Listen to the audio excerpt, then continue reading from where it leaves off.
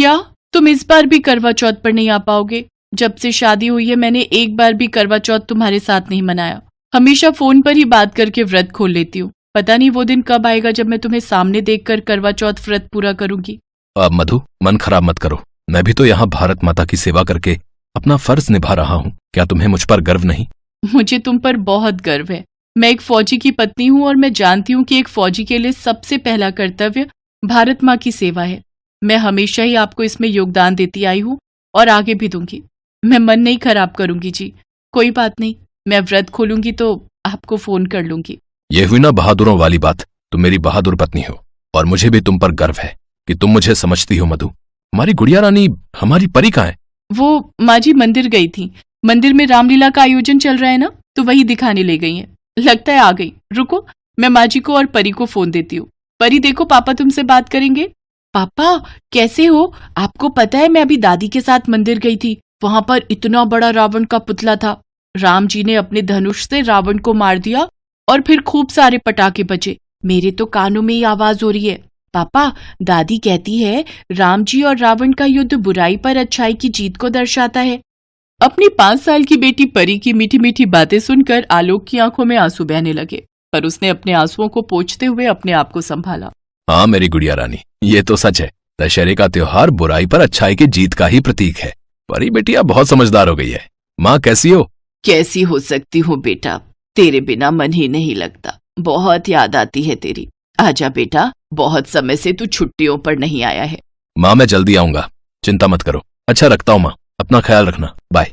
आलोक video call काट देता है। मधु अपनी सास के साथ लिपट कर रो पड़ती है। कुछ दिनों बाद करवा चौथ का त्योहार आता है। मधु हर साल की तरह इस साल भी करवा चौथ की तैयारी कर रही थी। मधु चूड़ी खरीदने के लिए बाजार गई तो उसकी ताई सास की बहू भी बाजार में ही मिल गई। अरे मधु भाभी, आप भी चूड़ियां खरीदने आए हो? मैं भी चूड़ियां खरीदने ही आई थी, पर मुझे समझ नहीं आता, पिछले इतने सालों से आज तक आलोक भैया करवा चौथ पर छुट्टी लेकर नहीं आए। ये तो वैसे भैया की बहुत ही गलत बात है। मुझे तो लगता है भैया आपको प्यार ही नहीं करते। मेरे पति को देखो, शहर में नौकरी करते हैं, फिर भी हर करवा चौथ पर समय से पहले ही मेरे पास पहुंच जाते हैं। कुछ भी कहो, आपका करवा चौथ सूना ही रहता है, कोई रंग ही नहीं होता। आपको दुख नहीं होता कि आपने एक फौजी से शादी की है? सीमा, इसमें दुख की क्या बात है? मुझे गर्व है कि मैं एक फौजी की पत्नी हूँ। इतने सालों में भले ही मेरे पति मेरे से दूर रहे हैं, पर वो मेरे दिल के करीब हैं और मैं जानती हूँ कि वो देश की सेवा कर रहे हैं। और एक फौजी की पत्नी का फर्ज यही होता है कि वो अपने पति के साथ बराबर की देश के प्रति फर्ज निभाने में हकदार रहे। फौजी की पत्नी बनना एक साहस का काम है, ये शायद तुम नहीं समझोगी। मेरा करवा चौथ अच्छा ही जाएगा, इसके लिए तुम्हें चिंता करने की कोई जरूरत नहीं है। मेरे पति मेरे साथ रहे या ना रहे, उनका प्यार हमेशा मेरे साथ रहता है। कोई बात नहीं, जब उन्हें छुट्टियां मिलेंगी वो तब आ जाएंगे। ये वो जानते हैं और हमारे इसी प्रेम और विश्वास की ताकत के बल पर ही तो वो बॉर्डर पर दुश्मनों से लड़ते हैं। और करवा चौथ तो प्यार का प्रतीक है। ये पति पत्नी के आपसे रिश्ते को और मजबूत बनाता है, समझी? इसलिए तुम मेरे लिए बिल्कुल भी दुखी मत होना। एक फौजी की पत्नी बनकर मैं बहुत खुश हूँ। चलो अब तुम भी चूड़ियां पसंद कर लो, मैं भी कर लेती हूँ, फिर मुझे भी घर के दूसरे काम करने हैं। मधु अपनी ताई सास की बहू यानी कि अपनी छोटी देवरानी को चुप करा देती है, क्योंकि उसकी देवरानी ने सचमुच उसके दिल को आघात दिया था। मधु को इस बात का बुरा तो लगा था, पर उसने भी उसे करारा जवाब दिया, और दे भी क्यों ना। वो एक फौजी की पत्नी है और फौजी की पत्नी को बहुत जगह संयम रखने की जरूरत पड़ती है, और मधु इन सब बातों में बहुत खरी उतरती है। आलोक तो कभी कभी छुट्टियों में घर आता है, और इस बार तो आलोक पिछले 2 साल से घर ही नहीं आया, क्योंकि उसकी छुट्टियां बार बार कैंसिल हो रही थी।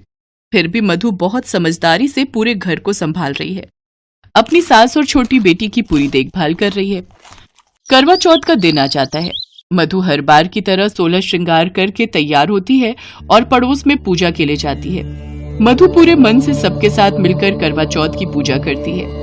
मधु वापसी में जब घर लौट रही थी तो उसके हाथ में पूजा की थाली थी। तभी आलोक का फोन आ जाता है। मधु कहाँ पर हो? मैं वो पड़ोस में करवा चौथ की पूजा करने के लिए गई थी। अच्छा हुआ आपने फोन कर लिया, मैं आपको याद कर रही थी। मैंने रात को आपको फोन करूंगी जब चंद्रमा निकल आएगा, तो आप वीडियो कॉल पर आ जाना। हेलो हेलो, अरे आवाज ही नहीं आ रही है। हेलो, दोबारा मिलाती हूँ, हो सकता है नेटवर्क चला गया होगा। मधु दोबारा फोन मिलाती है, पर आलोक का फोन स्विच ऑफ हो जाता है। मधु उदास हो जाती है। अब क्या करूं? अगर इन्होंने मुझे रात को वीडियो कॉल नहीं किया तो मैं अपना व्रत कैसे खोलूंगी?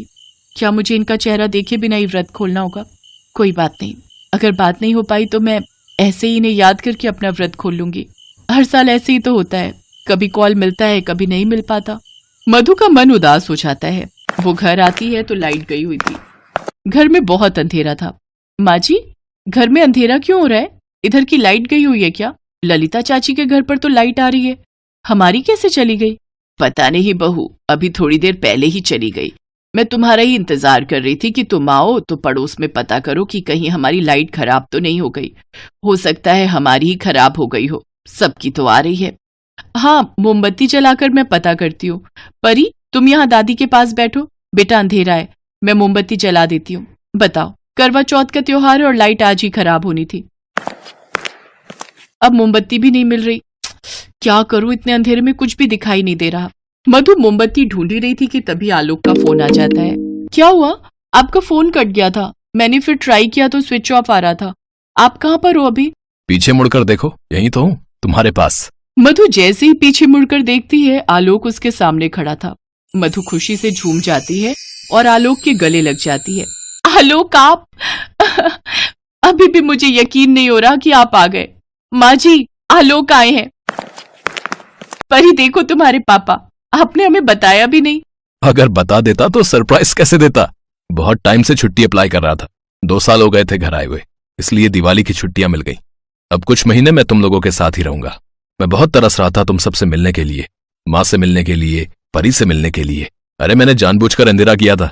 1 सेकंड, मैं लाइट तो जला दूं। जीते रहो बेटा, खुश रहो मेरा बच्चा। तुझे देखने के लिए मेरी आंखें तरस गई थी। भगवान तुझे हर बुरी नजर से बचाए। पापा, मैं आपसे रोज वीडियो पर बात करती थी ना? अरे मेरी गुड़िया रानी कितनी बड़ी हो गई। आलोक के आ जाने से घर में सचमुच त्योहार की रौनक आ गई थी। इतने सालों में मधु पहली बार आलोक के साथ करवा चौथ का व्रत पूरा करती है, क्योंकि आलोक हर करवा चौथ पर ड्यूटी पर ही होता था। मधु चंद्रमा की पूजा आरती करके आलोक की आरती उतारती है और उसके हाथों से जल लेती है और अपना व्रत खोलती है। आलोक के आ जाने से घर में खुशियों की बहार आ गई थी। मधु भगवान को धन्यवाद कहती है और आलोक के साथ खुशी खुशी करवा चौथ का त्योहार मनाती है। एक फौजी की पत्नी के चेहरे पर अपने पति के सकुशल घर लौटने की जो खुशी दिखाई देती है, वो किसी अनमोल उपहार से कम नहीं होती, और वो भी करवा चौथ जैसे खास त्योहार के दिन।